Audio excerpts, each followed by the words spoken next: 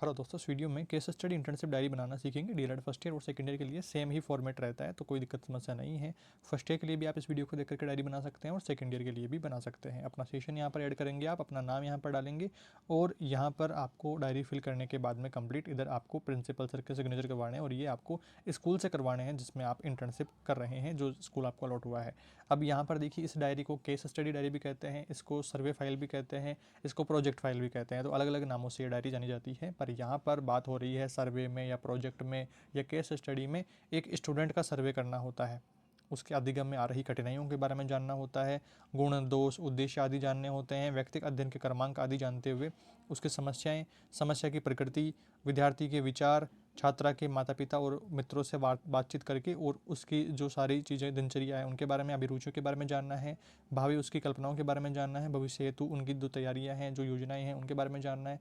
फिर निष्कर्ष निकालना है कि जो कमियां आ रही है स्टूडेंट को वो किस आधार पर आ रही है और उसकी रुचियों के बारे में, संतुष्टि के बारे में। इस तरह से एक छात्र या छात्रा लेकर के आपको स्कूल का, आपके स्कूल में जहाँ पर आप इंटर्नशिप कर रहे हैं वहाँ के किसी क्लास का एक स्टूडेंट लेकर के आपको उसके ऊपर पूरा केस स्टडी ये फाइल तैयार करनी है।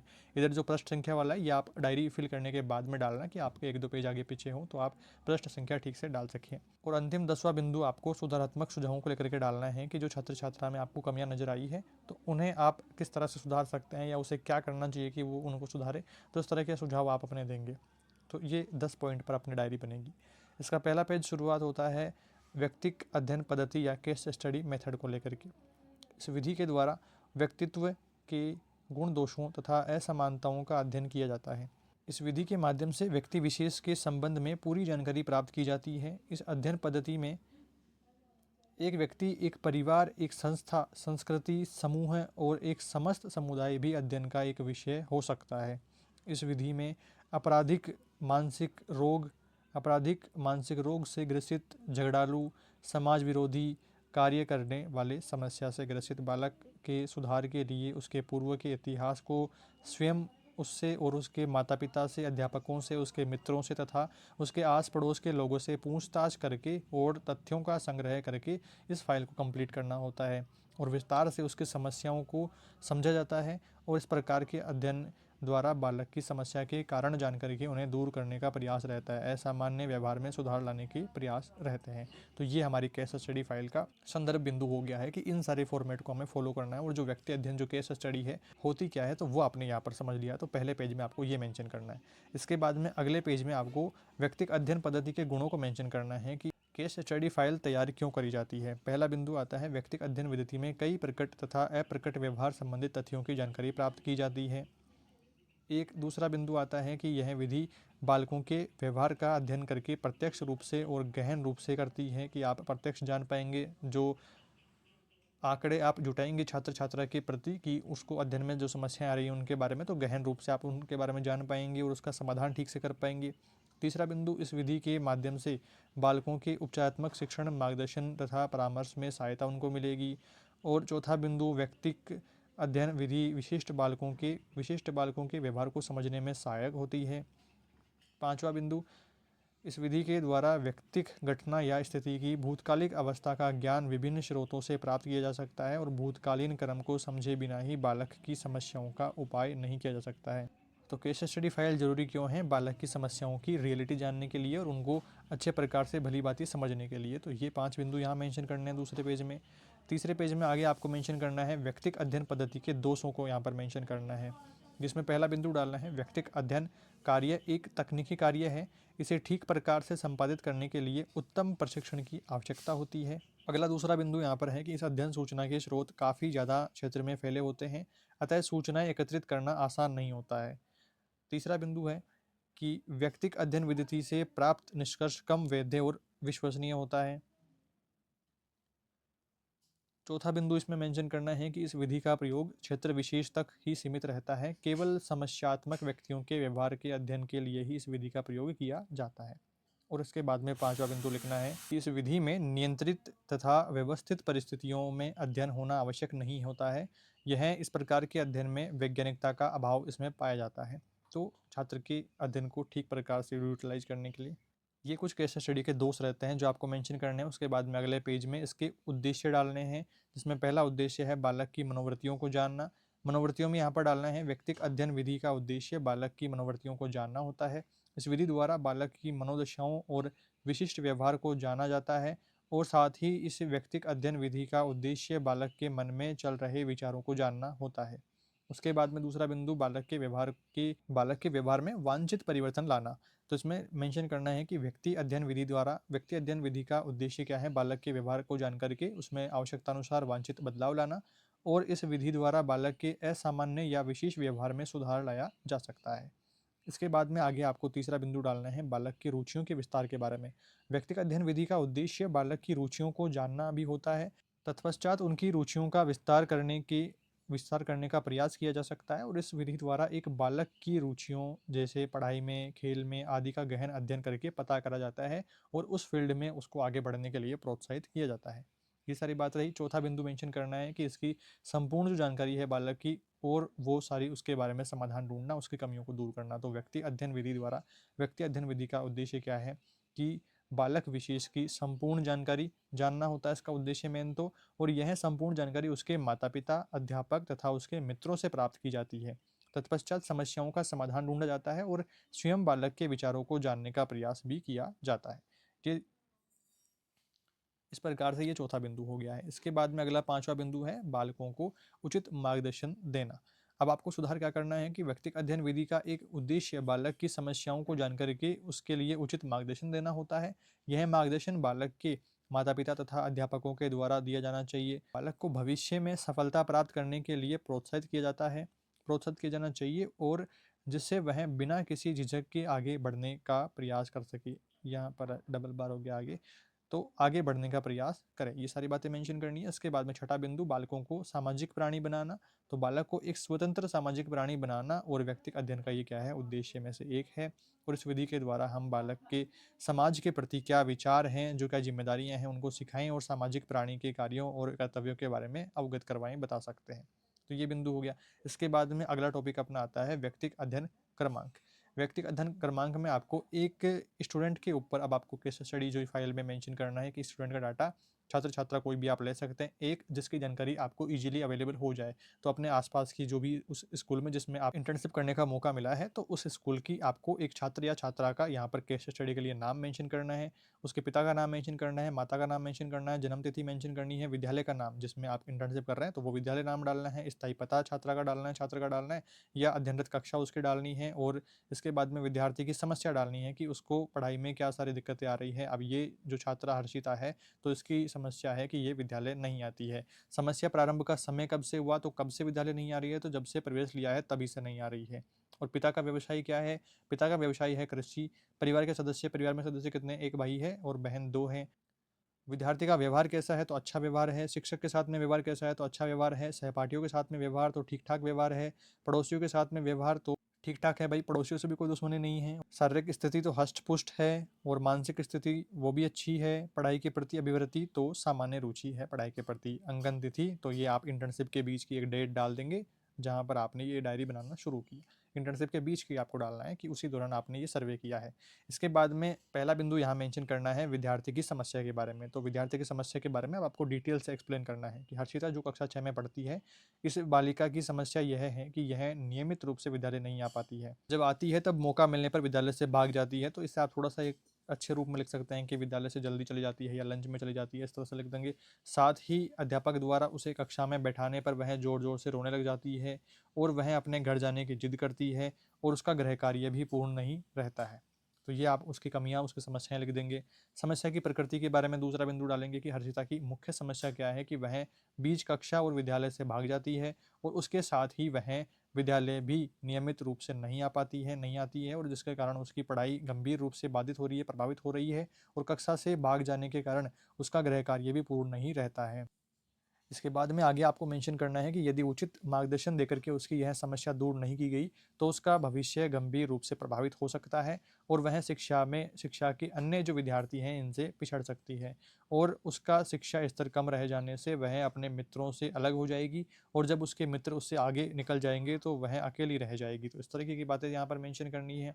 और यहाँ पर इसके बाद में तीसरा बिंदु आपको मेंशन करना है स्वयं विद्यार्थी के विचारों को।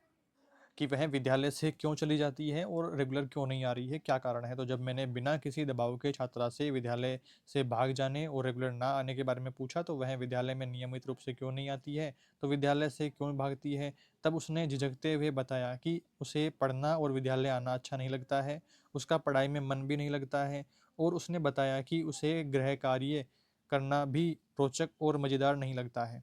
वह कहती है कि विद्यालय में उसके ज़्यादा मित्र भी नहीं हैं, क्योंकि इस विद्यालय में उसका नया प्रवेश हुआ है। तो ये उसने कारण बता दिए हैं। इस कारण इस विद्यालय में उसका मन नहीं लगता है और वह विद्यालय नहीं आती है। और छात्रा बताती है कि उसे खेल खेलना बहुत पसंद है। जब भी विद्यालय में खेल गतिविधियाँ होती है तो वह उसे बहुत अच्छा लगता है। अतः उपरोक्त सभी कारणों से बालिका विद्यालय नहीं आती, और जब आती है तब वह विद्यालय से भाग जाती है। तो ये सारी बातें आपने यहाँ पर मेंशन कर दी है, उसके उससे जानकर के समस्याओं के कारणों को आपने यहाँ पर मेंशन कर दिया है।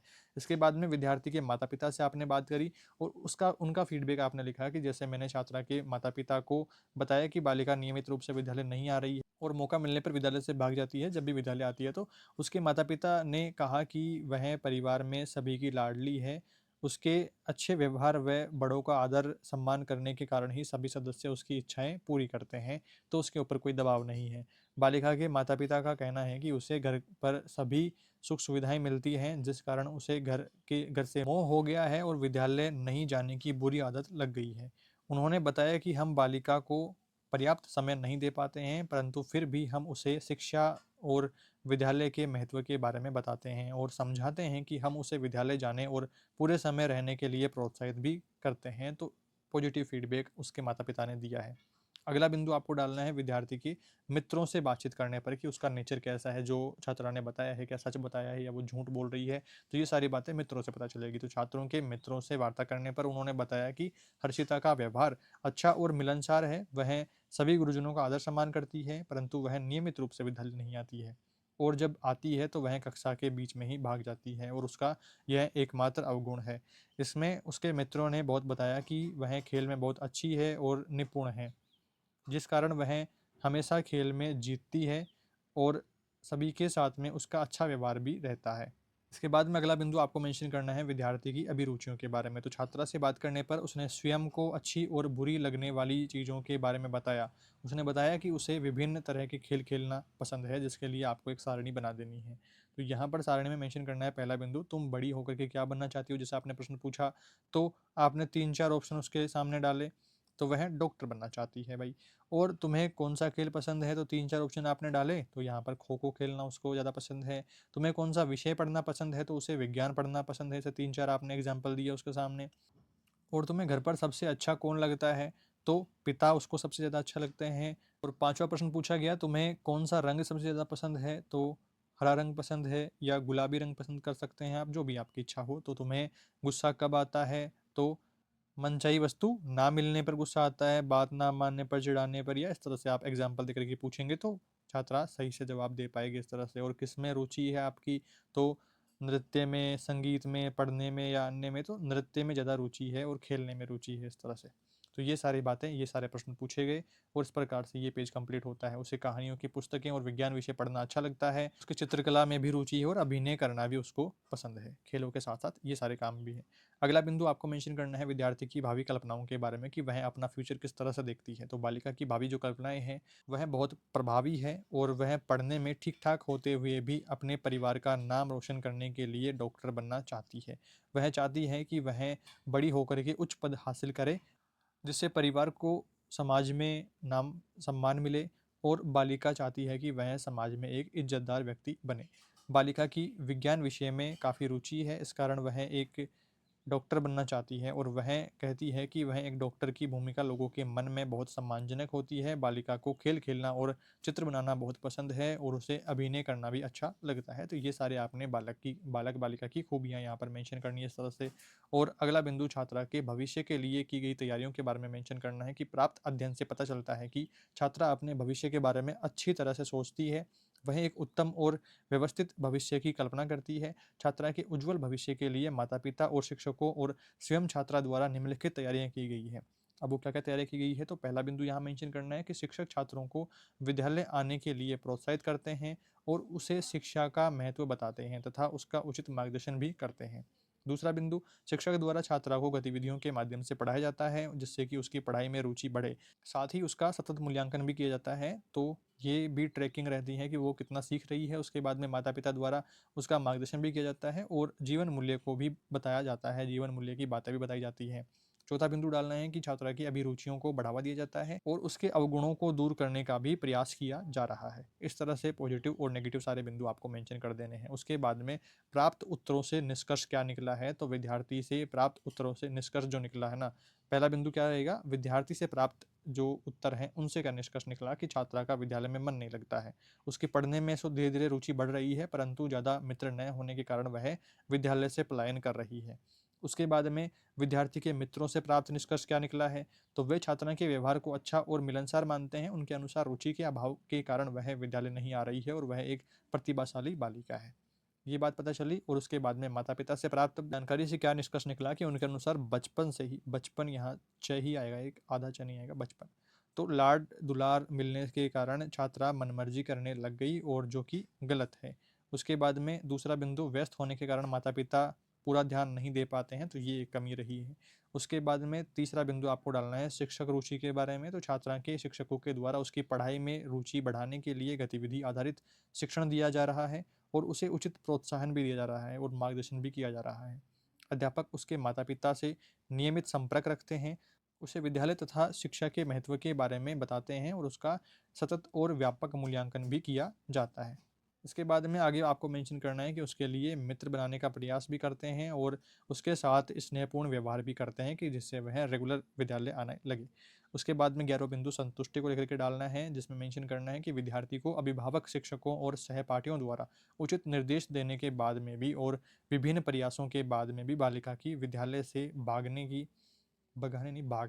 की समस्या धीरे धीरे दूर हो रही है और उसकी विद्यालय आने में रुचि बढ़ रही है और अब वह अपना गृह कार्य भी पूर्ण रखती है और उसका पढ़ाई में भी मन लगने लगा है और वह अब विभिन्न जो गतिविधियां हैं खेल संबंधित या शिक्षण संबंधित, तो उनमें भाग लेना शुरू कर रही है और अतः उसकी यह समस्या धीरे धीरे दूर हो रही है और इसके बाद में अब वह एक आदर्श छात्रा बनने की राह में अग्रसर हो रही है। इस तरह से पॉजिटिव लाइंस, उसके सुधार जो आ रहे हैं उनको मेंशन करना है। इसके बाद में जो सुझाव आप दे सकते हैं, जो आपकी तरफ से फीडबैक, तो उसे मेंशन करना है कि मैं छात्रा के माता पिता को यह सुझाव देना चाहती हूँ कि यह चाहता हूँ कि वे छात्रा को पर्याप्त समय दें और उसकी पढ़ाई पर पूरा ध्यान देवें, उसकी अभिरुचियों को प्रोत्साहन दें और साथ ही विद्यालय में अच्छा प्रदर्शन करने के लिए उसको प्रेरित भी करें। उसके बाद में शिक्षकों द्वारा सभी जो उसकी गतिविधियां हैं शिक्षण संबंधित या खेल संबंधित, तो उनमें उसको शामिल किया जाना चाहिए। सहपाठियों द्वारा उसके साथ में स्नेहपूर्ण व्यवहार किया जाना चाहिए और अतः इस तरह से उसकी यह विद्यालय नहीं आने वाली जो समस्या है ये दूर हो पाएगी। इस प्रकार से अपनी ये डायरी यहाँ पर कंप्लीट होती है और देन आपको लास्ट में भी यहाँ पर प्रिंसिपल सर के सिग्नेचर और मोहर लगवानी है। ये स्कूल जो आप जहाँ इंटर्नशिप कर रहे हैं वहाँ के प्रिंसिपल सर से।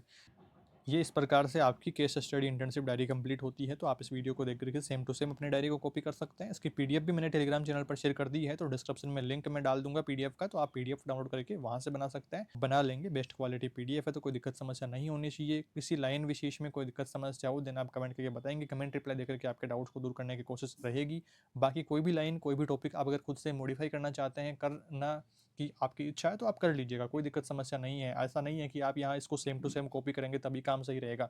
कुछ भी चेंजेस अगर आप खुद से करना चाहते हैं, कर सकते हो तो ज़रूर करें और थोड़ा थोड़ा खुद से मॉडिफाई करते हुए इस प्रकार से अपने डायरी को कंप्लीट कर लें।